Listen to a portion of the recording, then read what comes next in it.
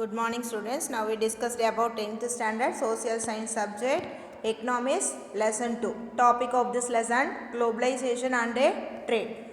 What are the objectives of this lesson? Learning objectives means to know the meaning and history of globalization, to know the trade and traders in South India, historical perspectives, and to know the evaluation of growth of MNC, and to know the fair trade practices and WTO, to understand the impact and challenges of globalization. Okay. பத்தாவது ஏதாவது பொருளியல்ல இரண்டாவது பாடம் உலகமயமாதல் மற்றும் வர்த்தகம்னு சொல்லுவோம். கற்றலுடைய நோக்கம் என்ன அப்படின்னு பார்த்தீங்கன்னா குளோபலைசேஷன், அதாவது உலகமயமாதலுடைய பொருளும் அதனுடைய வரலாறு. அடுத்து பன்னாட்டு நிறுவனங்களுடைய பரிணாம வளர்ச்சியை பற்றி தெரிஞ்சுக்க போகிறோம். தென்னிந்திய வரலாற்றுடைய முன்னோக்கத்தில் வர்த்தகர்கள் வணிகர்களை பற்றி யாரெல்லாம் வந்தாங்க அப்படிங்கிறத பற்றி நாம் தெரிஞ்சுக்க போகிறோம். நியாயமான வர்த்தக நடைமுறைகள் மற்றும் உலக வர்த்தக அமைப்புகளை பற்றி நாம் தெரிஞ்சுக்க போகிறோம். உலகமயமாதலுடைய தாக்கங்களையும் சவால்களையும் பற்றியும் நாம் புரிஞ்சுக்குவோம். ஓகேவா? First introduction of this lesson, liberalization, privatization and globalizations. Okay, these are the first letters go to LPG. Okay, L represents for liberalization, P represent for privatization and G represent for globalizations. Have become a much talked of subject among politicians, economists and businessmen in modern days. Okay, அதாவது நவீன காலத்தில் அரசியல்வாதிகள், பொருளாதார வல்லுநர்கள், அந்த தொழில் அதிபர்கள் இவங்ககிட்டலாம் அதிகமாக பேசக்கூடிய கருத்தாக எது இருக்குதுன்னு பார்த்தீங்கன்னா இந்த எல்பிஜின்னு சொல்லுவோம். இப்போ எல்பிஜி அப்படின்னா என்ன அப்படின்னு பார்த்தீங்கன்னா தாராளமயமாக்கல், தனியார் மயமாக்கல், உலகமயமாக்கல் அப்படின்னு சொல்லுவோம். சரியா? இந்த எல்பிஜி அப்படிங்கிறது எப்போ நம்மளுடைய கவர்மெண்ட் நடைமுறைக்கு கொண்டு வந்தாங்கன்னு பார்த்தோன்னா 1991.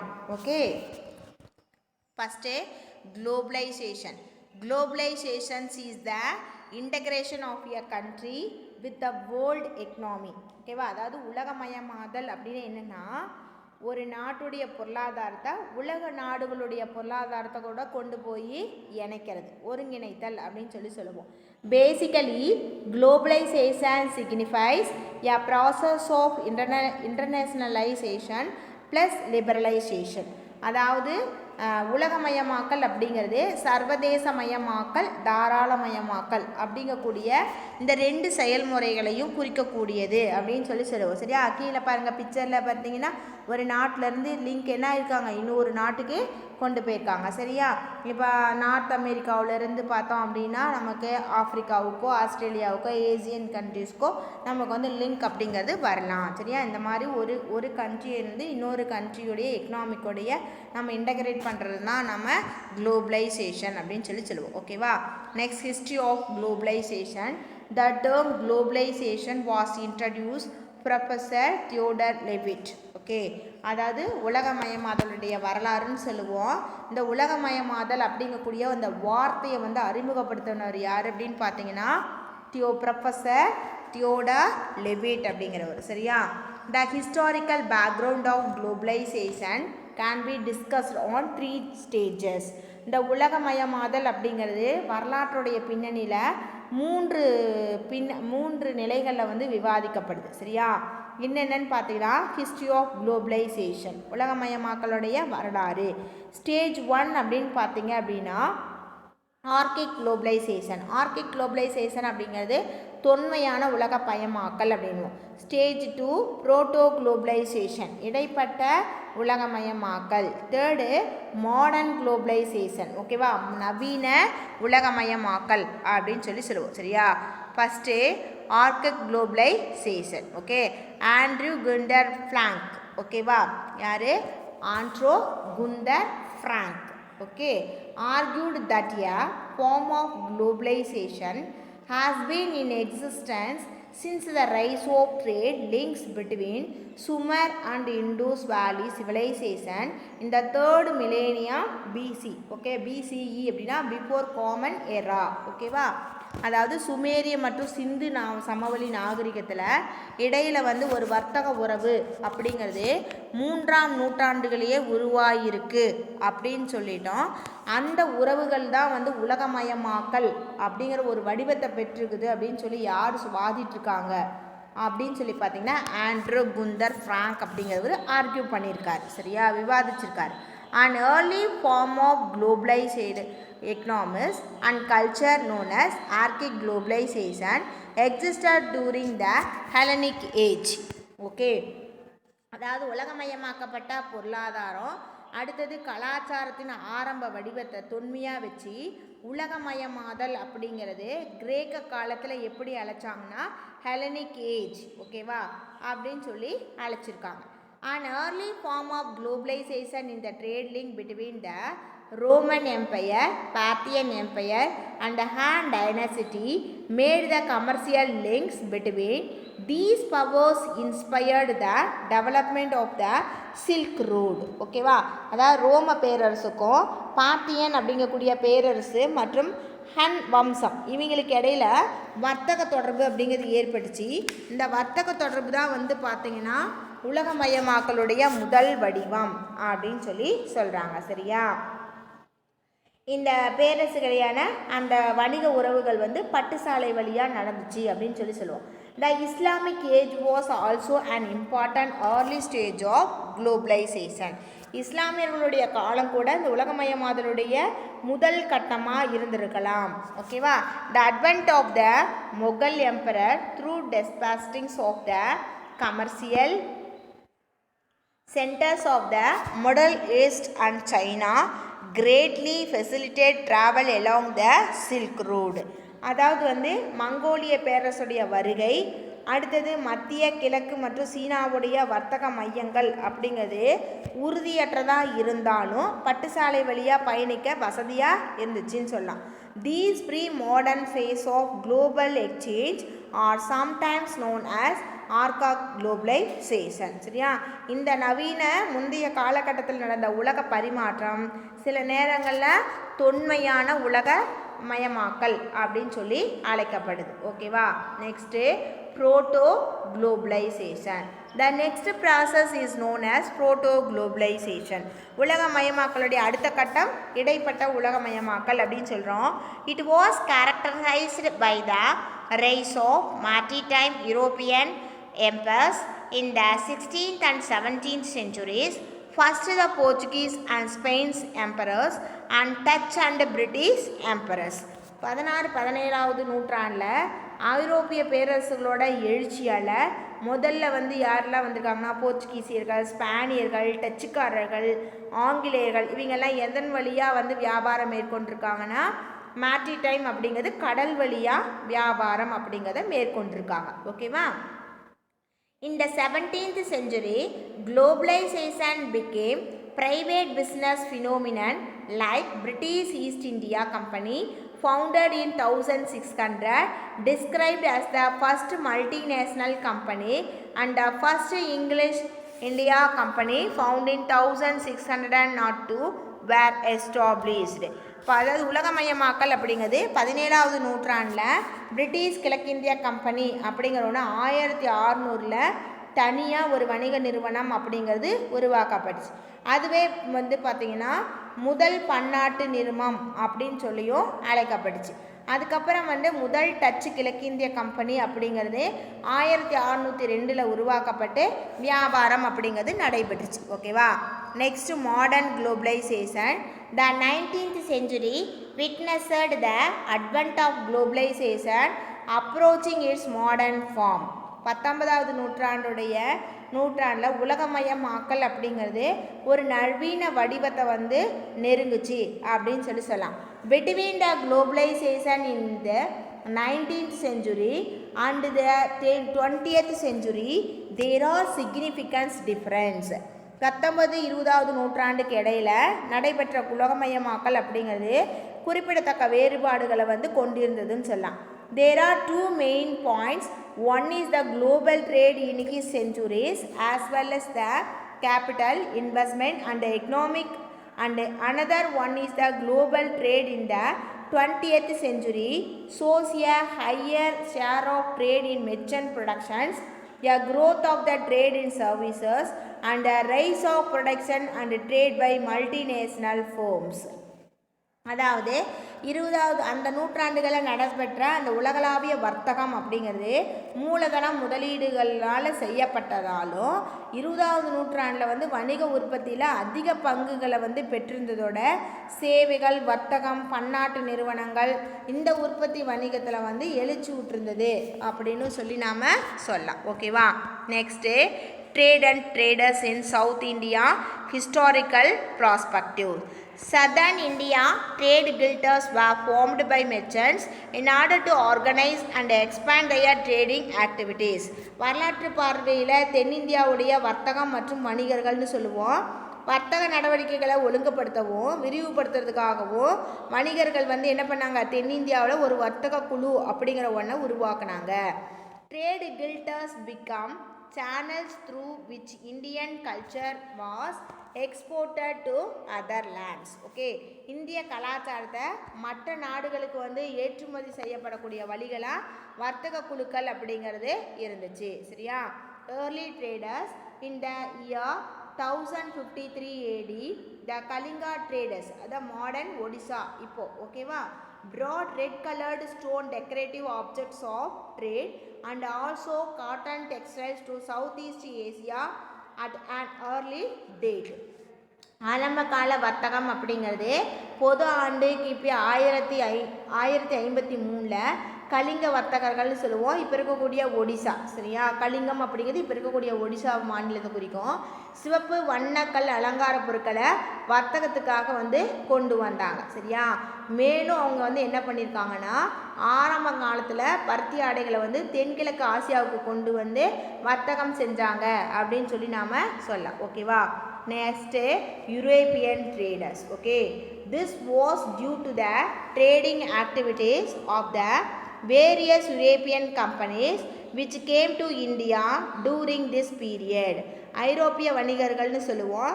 இந்த காலத்தில் இந்தியாவுக்கு வந்து பல்வேறு ஐரோப்பிய நிறுவனங்கள் அப்படிங்கிறது வர்றதுக்கு வர்த்தக நடவடிக்கைகள் வந்து காரணமாக அமைஞ்சிருந்தது. The discovery of a new all sea routes from Europe to India via Cape of Good Hope by Vasco da Gama had for reaching repercussions on the civilized world. அதாவது வாஸ்கோட காமா அப்படிங்கிறவர் ஐரோப்பாவிலேருந்து இந்தியாவுக்கு நன்னம்பிக்கை மூலை வழியாக புதிய கடல் வாணிக பாதை அப்படிங்கிறத கண்டுபிடிச்சார். சரியா? அது வந்து நாகரிக உலகத்தில் பல விளைவுகளை வந்து ஏற்படுத்துச்சு அப்படின்னு சொல்லி சொல்லலாம். ஓகேவா? Next the Portuguese. Okay, the Portuguese under the leadership of Vasco da Gama landed at Calicut on May 19, 1498. Okay, அதான் வாஸ்கோ ட காமா தலைமையில் போர்ச்சுகீசியர்கள் அப்படிங்கிறவங்க மே மாதம் 1498 கள்ளிக்கோட்டை அப்படிங்கிற இடத்துக்கு வியாபாரத்துக்காக வந்தாங்க. ஓகேவா? Profits of goods brought by Vasco da Gama to Portuguese were to 60 times cost of entire expectations to India. அதாவது வாஸ்கோ ட காமாவால் போர்ச்சுகலுக்கு கொண்டு வந்த பொருட்களுடைய லாபம் அப்படிங்கிறது இந்தியா முழுவதும் பயணம் செய்த செலவை விட 60 மடங்கு அப்படின்னு சொல்லி சொல்கிறாங்க. ஓகேவா? The second trip of Vasco da Gama in 1502 led to the establishment of trade stations at Calicut, Cochin and Kannur. Okay, அதாவது மேலே 1502 வாஸ்கோ ட காமா திருப்பி எங்கே போர்ச்சுகல்லேருந்து 2வது முறையாக கடல் பயணம் மேற்கொண்டு இந்தியாவில் வந்து கள்ளிக்கோட்டை, கொச்சின், கண்ணூர் இந்த இடங்களுக்கெல்லாம் வணிக நிறுவனங்களை நிறுவுறதுக்கு வந்து வழிவகுத்துது. Cochin was the early capital of the Portuguese in India. ஆரம்ப காலத்தில் இந்தியாவில் போர்ச்சுகீசியர்களுடைய தலைமையிடமாக எது விளங்குச்சின்னு பார்த்தோன்னா கொச்சின் அப்படின்னு சொல்லி நாம் சொல்லலாம். ஓகேவா? Next the touch. Dutch undertook several voyages from 1592 and formed the Dutch East India Company (VOC). Okay, one in 1602. Okay, 1596 டச்சுக்காரர்கள் வந்து பல பயணங்கள் அப்படிங்கிறத மேற்கொண்டு டச்சு கிழக்கிந்திய கம்பெனியை இந்தியாவில் 1602வது வருஷம் வந்து நிறுவனாங்க. ஓகேவா? Admiral Van der Hagen. Okay, என்ன பேர்? Admiral Van der Hagen establish Dutch factory at Masulipatnam and Bettapoli, nowadays we called Nizamapattinam, Devanampattinam. Okay, அதாவது அட்மிரல் வான் டெர் ஹகென் அப்படிங்கிறவரால் டச் நிறுவனம் மசூலிப்பட்டினம், பெத்தபோலி இப்போ இருக்கக்கூடிய நிஜாம்பட்டினம், தேவனப்பட்டினம் இந்த இடங்கள்லாம் வந்து நிறுவப்பட்டுச்சு. In 1610 upon negotiating with the king of Chandragiri found another factory at Pulicat. Okay, அடுத்து 1610 சந்திரகிரி ராஜாவோட பேச்சுவார்த்தை நடத்தி பழவேற்காடு அப்படிங்கிற இடத்துல டச்சுக்காரங்க வந்து இன்னொரு தொழிற்சாலையை வந்து நிறுவனாங்க அப்படின்னு சொல்லலாம். Other commodities exported by the Dutch were indigo, the Bengal raw silk. இண்டிகோவும் வங்க கச்சா பட்டு அப்படிங்கக்கூடிய பொருட்களும் டச்சுக்காரர்களாக ஏற்றுமதி செய்யப்பட்டுச்சு. Pulicat was the headquarters of the Dutch in India. இந்தியாவில் டச்சுக்காரர்களுடைய தலைமை இடமாக எது விளங்குச்சுன்னு பார்த்தீங்கன்னா பழவேற்காடு. புலிகேட் அப்படிங்கிறது தமிழில் பழவேற்காடுன்னு சொல்லுவோம், அந்த இடம் திகழ்ந்ததுன்னு சொல்லலாம். ஓகேவா, next the British. Okay, on 31st December 1600 Queen Elizabeth granted charter to the East India Company. December 31, 1600 அன்னைக்கு கிழக்கு இந்திய கம்பெனி அப்படிங்கிறத நிறுவனத்துக்கு எலிசபெத் ராணியால் பட்டயம் அதாவது லைசன்ஸ் அப்படிங்கிறது வழங்கப்பட்டுச்சு. On the south eastern coast the English established at Masulipatnam in 1611 and near Pulikal in 1626.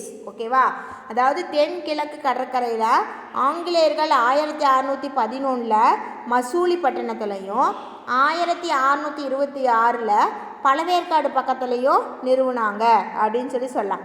The Sultan of Golconda granted the English the gold fireman in 1632 by which they were allowed to trade freely in their kingdom ports.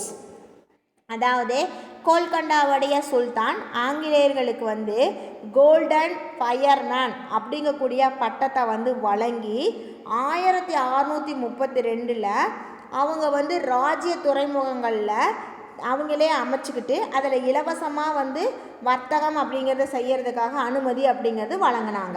In 1639 built a furniture factory in Madras which known as Fort St. George, which soon displaced Masulipatinam as the headquarters of the English settlement on the Coromandel coast.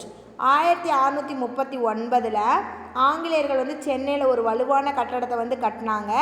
அது வந்து Saint George கோட்டை அப்படின்னு சொல்லி அழைக்கப்பட்டுச்சு. சரியா, சோழமண்ட கடற்கரையில் மசூலிப்பட்டினம் வந்து விரைவாக என்னாச்சுன்னா ஆங்கில குடியேற்றத்துடைய தலைமை இடமாக மாறுச்சு. Next the Danish. The Danish formed the East India Company and arrived in India in 1616. டேனிஷ்காரங்க வந்து 1616 ஆண்டு இந்தியாவுக்கு வந்து வருகை புரிந்து டேனிஷ் கிழக்கு இந்திய நிறுவனம் அப்படிங்கிற ஒன்றை உருவாக்குனாங்க.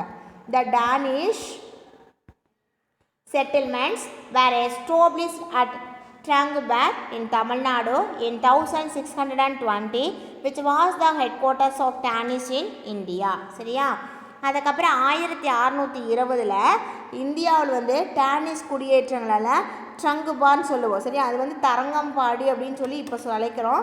அந்த இடத்த தலைமையிடமாக கொண்டு அவங்க வந்து பார்த்திங்கன்னா டேனிஷ் கிழக்கு இந்திய நிறுவனம் அப்படிங்கிற ஒன்றை அமைச்சாங்க.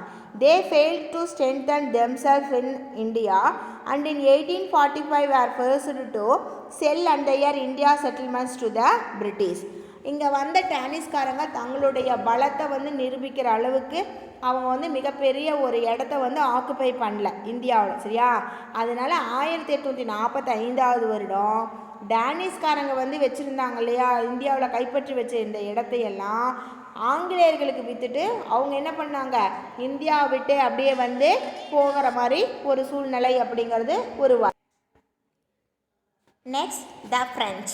Okay, the first French factory in India was established in 1668 by obtaining permission from the Sultan of Golconda. ஃப்ரெஞ்சுக்காரங்க அப்படின்னு சொல்லுவோம். இங்கே 1668 ஆண்டு கோல்கொண்டாவுடைய சுல்தான்கிட்ட வந்து அனுமதி பெற்று முதல் ஃப்ரெஞ்சு தொழிற்சாலை அப்படிங்கிறத இந்தியாவில் வந்து நிறுவனாங்க. ஓகேவா, In 1693, the Dutch captured Pondicherry was handed back to the French. 1693 டச்சுக்காரங்க வந்து பாண்டிச்சேரியை கைப்பற்றி அதை என்ன பண்ணாங்க, திரும்பவும் ஃப்ரெஞ்சுக்காரங்கிட்ட கொடுத்துட்டாங்க. ஓகேவா. In 1701, Pondicherry was the headquarters of the French. அந்த டச்சுக்காரங்க கைப்பற்றி கொடுத்தாங்க இல்லையா ஃப்ரெஞ்சுக்காரங்கிட்ட, அந்த கொடுத்த பாண்டிச்சேரி அப்படிங்கிற இடம் 1701 ஆண்டு ஃப்ரெஞ்சுக்காரங்களுடைய ஹெட் குவார்ட்டர்ஸ் தலைமையிடமாக மாறுச்சு. ஓகேவா. Next, globalisation in India. In India, the period after 1980 to 81 was marked by severe balance of payment difficulties, mainly due to hike in oil price and Gulf War in 1990 to 91 and hassles in West Asia. இந்தியாவில் 1980-81 பிறகும் 1990-91 பின்னாடியும் நடைபெற்ற அந்த வளைகுடா போருடைய காரணமாக எண்ணெய் விலை அதிகரிப்பு, மேற்கு ஆசியாவுடைய போர் குணம், ஓகேவா, இதெல்லாம் வந்து காரணமாக கடுமையான அயல்நாட்டு வாணிபம் செலுத்து சமநிலையில் குறிப்பிடத்தக்க ஒரு சிக்கல்கள் அப்படிங்கிறது ஏற்பட்டுச்சு. When new government took over in June 1991, India had unprecedented balance of payment crisis. புதிய அரசு ஜூன் 1991 பொறுப்பு ஏற்ற உடனே இந்தியா வந்து அயல்நாட்டு செலுத்து சமநிலை முன்னாடி எப்போது இல்லாத ஒரு நெருக்கடியை வந்து சந்திச்சுது. சரியா. With the downgrading of India's credit rating by some international agencies, there was heavy flight of capital out of India. சில சர்வதேச நிறுவனங்களால் இந்தியாவுடைய கடன் மதிப்பு குறைஞ்சதோட இங்கிருந்து அதிகமான மூலதனம் அப்படிங்கிறது வெளிநாட்டுக்கு வந்து கொண்டு செல்லப்பட்டுச்சு. ஓகேவா. Since India lost its credit worthiness in the international market, the government mortgaged 40 tons of gold to the Bank of England. India வந்து சர்வதேச சந்தையில் தன்னுடைய கடன் தரும் தகுதியை இழந்ததுனால இங்கிலாந்து வங்கியில் வந்து 40 டன் தங்கத்தை வந்து அடமானம் வைக்கக்கூடிய ஒரு சூழல் வந்து ஏற்பட்டு அடமானம் வச்சாங்க. ஓகேவா. Under these circumstances, the government for 1991 to 92 presents its budget in July 1991 with a series of policy changes with the underline globalization, liberalization and privatizations. ஓகேவா. இந்த சூழலில் ஜூலை 1991 அரசாங்கம் வந்து தன்னுடைய வரவு செலவு திட்டத்தை வந்து தாராளமயமாக்கல், தனியார் மயமாக்கல், உலகமயமாக்கல் அப்படிங்கக்கூடிய தொடர்ச்சியாக இருக்கக்கூடிய கொள்கை மாற்றங்களோட அவங்களுடைய பட்ஜெட்டை வந்து தாக்கல் பண்ண ஆரம்பித்தாங்க. This has come to be called India's new economic policy. இதை வந்து நாம் என்ன சொல்லுவோம், இந்தியாவுடைய புதிய பொருளாதார கொள்கை அப்படின்னு சொல்லலாம். ஓகேவா. This policy were strengthened when India signed the Dunkel Draft in 1994. இந்த கொள்கைக்கு இந்தியாவில் 1994 ஆண்டு டங்கல் வரைவு அப்படிங்கிறத எழுதி அதில் வந்து கையெழுத்திட்டும் போது இது வந்து நல்லா பலப்படுத்தப்பட்டுச்சு அப்படின்னு சொல்லி நாம் சொல்லலாம். ஓகேவா. Reforms made to adapt globalisation, அதாவது உலகமயமாதத சீர்திருத்தம். அப்போ new economic policy in India, இந்தியாவுடைய புதிய பொருளாதார கொள்கை என்ன அப்படின்னு பார்த்தீங்கன்னா, abolition of industrial licensing except for a few industry, சில தொழிற்சாலைகளை தவிர மீதி தொடங்கக்கூடிய தொழிற்சாலைகளை உரிமம் பெறுவது வந்து தேவையில்லை அப்படின்னு சொல்லி அதை நீக்கிட்டாங்க. Reduction in the number of industries reserved for public sector, பொதுத்துறை நிறுவனத்துக்கு ஒதுக்கப்பட்ட தொழிற்சாலைகளோட எண்ணிக்கை வந்து குறைக்கப்பட்டுச்சு. Fixation of a realistic exchange rate of rupee to exchange exports of India goods, இந்தியாவில் பொருட்களுடைய ஏற்றுமதி பரிமாற்றத்தில் நிலையான பணத்தின் மாற்று விதத்தை வந்து சரி செஞ்சிச்சு அப்படின்னு சொல்லுவோம். Foreign private sector by making rupee convertible on trade on current account and by reducing import duties, வெளிநாட்டு தனியார் துறை நடப்பு கணக்கில் இறக்குமதி வரியை குறைக்கிறது மூலமாக வர்த்தகத்தில் வந்து ரூபாய் மாற்றம் அப்படிங்கிறத உருவாக்குச்சு. Foreign exchange regulations were suitably amended அயல்நாட்டு செலாவணி ஒழுங்குமுறை வந்து பொருத்தமாக திருத்தி அமைக்கப்பட்டது. The statutory liquidity ratio SLR, shortly we known as SLR, was reduced to increase lending by RBI. இந்திய ரிசர்வ் வங்கியால் வழங்கப்பட்ட சட்ட ரீதியான நீர்மை விகிதம் அப்படிங்கிறது அதிகரித்தாங்க அப்படின்னு சொல்லி நாம் சொல்லலாம். ஓகேவா? Today the class is over now. You have to see the map in Silk Road. Okay, silk and spice roots of this map. Okay, the red color line is called land route, sea route, and in blue color lines is sea route. Okay, you see the map. Okay, Africa, Egypt, Somalia, Arabia, India, China and Java, Persia, Europe and Mediterranean Sea. Okay, the sea route come under the Mediterranean Sea to Persia, Africa, after that Arabia, and after that India and to China, and way is going there. Okay, this is the silk route and spice route. Okay, thank you students, thank you one and all. The continuation of the next class we see tomorrow. Okay, continuation of this lesson. Thank you students, thank you one and all.